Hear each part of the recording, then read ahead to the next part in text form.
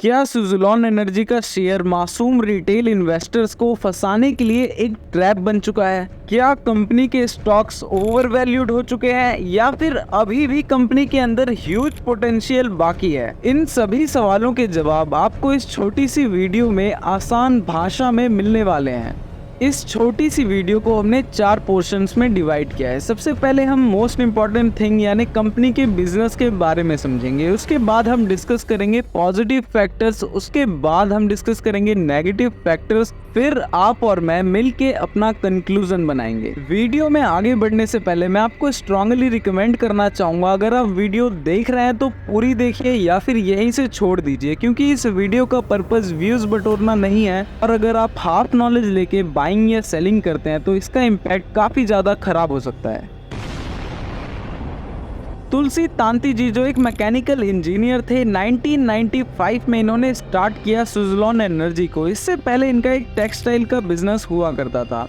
1995 से लेकर के 2000 तक इंडिया के अंदर सुज़लोन एनर्जी ने शानदार ग्रोथ दिखाई। 2005 तक कंपनी इंटरनेशनल बन चुकी थी। इन्होंने अपने ऑफिसेज बीजिंग, यूएसए जैसी बड़ी बड़ी जगहों पे खोल दिए थे। करंटली कंपनी 17 कंट्रीज के अंदर अपनी प्रेजेंस रखती है। उसके बाद 2005 में कंपनी अपना आईपीओ लेके आई। कंपनी का आईपीओ काफी ज्यादा पॉपुलर हो चुका था और इसका प्राइस था 123 रुपीज। आईपीओ के बाद तुलसी तांती जी इंडिया के 4th रिचेस्ट पर्सन बन चुके थे और Suzlon energy world's 5th largest wind energy company बन चुकी थी।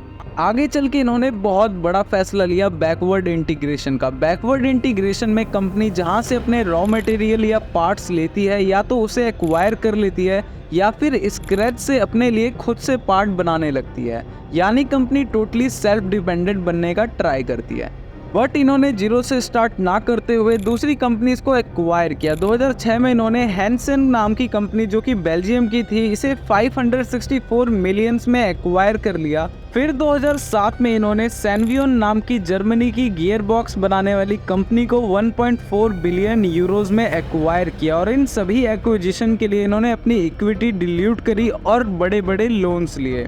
बट अब कंपनी की असली दिक्कतें आना शुरू हुई थी। 2008 में आया क्राइसिस, द ग्रेट रिसेशन। उसके बाद इनके शेयर प्राइस 300 के आसपास से गिरते गिरते 38.98 रुपीज तक आ गिरे थे। रिसेशन के बाद ऑलरेडी चल रहे बड़े बड़े लोन्स की वजह से ये लोग अपना इंटरेस्ट ही पे नहीं कर पा रहे थे। फिर 2011 के अंदर कंपनी ने बैंक डिफॉल्ट किया और गवर्नमेंट का भी फोकस विंड एनर्जी से बहुत ज़्यादा हट चुका था 2011 से लेकर के 2014 तक।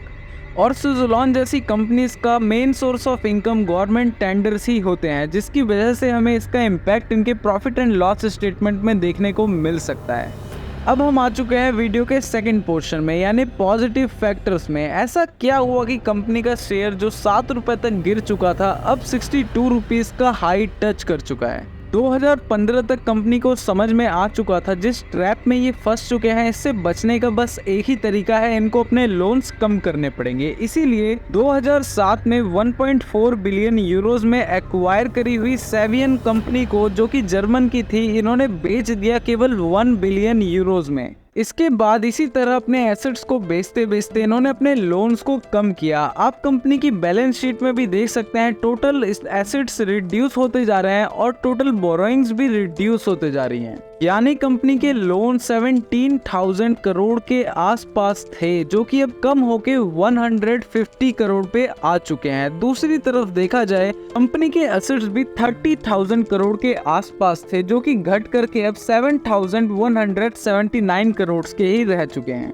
और इसके बाद एक बहुत बड़ी पॉजिटिव न्यूज़ निकल के आई, जिसकी वजह से इनके शेयर्स के अंदर ताबड़तोड़ रैली देखने के लिए मिली। इनके क्वार्टर फर्स्ट यानी अप्रैल से लेकर के जून तक के फाइनेंशियल रिजल्ट्स आउट हुए, जिसके अंदर हमें इनके नेट सेल्स में 49.64% का इंक्रीज देखने को मिला और इनके नेट प्रॉफिट के अंदर 199.59% का इंक्रीज देखने को मिला।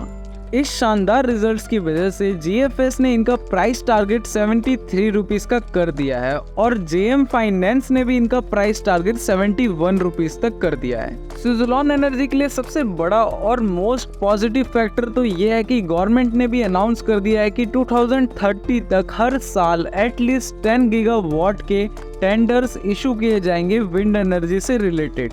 अब बात कर लेते हैं कंपनी के शेयर होल्डिंग पैटर्न्स की। तो कंपनी के अंदर रिटेल इन्वेस्टर्स लगातार अपनी होल्डिंग्स को घटाते जा रहे हैं और प्रमोटर्स लगातार अपनी होल्डिंग बढ़ाते जा रहे हैं। फॉरेन इंस्टीट्यूशन भी अपनी होल्डिंग्स को बढ़ाते जा रहे हैं। मतलब ओवरऑल कंपनी की शेयर होल्डिंग पैटर्न्स को देख करके तो बहुत ही पॉजिटिव सेंटीमेंट बन रहा है। अब बात करते हैं वीडियो के थर्ड पोर्शन यानी नेगेटिव फैक्टर्स के बारे में। सबसे पहला और सबसे बड़ा नेगेटिव फैक्टर है कंपनी का पी रेशियो, जो काफी ज्यादा हाई हो चुका है, जो दिखाता है कि कंपनी काफी ज्यादा ओवर वैल्यूड हो चुकी है, जो कि एग्जिस्टिंग बुल रन के अंदर काफी ज्यादा कॉमन देखा जा रहा है। दूसरा बड़ा नेगेटिव फैक्टर है कंपनी की कैश फ्लो स्टेटमेंट्स की तरफ से, क्योंकि कैश फ्लो के एनालिसिस में पता चला है कि कंपनी को अपने कोर ऑपरेशन से रेवेन्यू जनरेट करने में प्रॉब्लम्स आ रही हैं।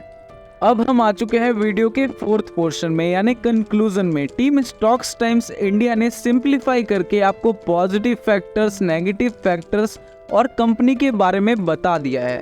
तो आपका हार्ड एंड मनी आपको कहाँ इन्वेस्ट करना चाहिए, ये फाइनल डिसीजन आपका होना चाहिए। तो कमेंट्स में ज़रूर बताइए कि आप क्या सोचते हैं सुज़लॉन के बारे में।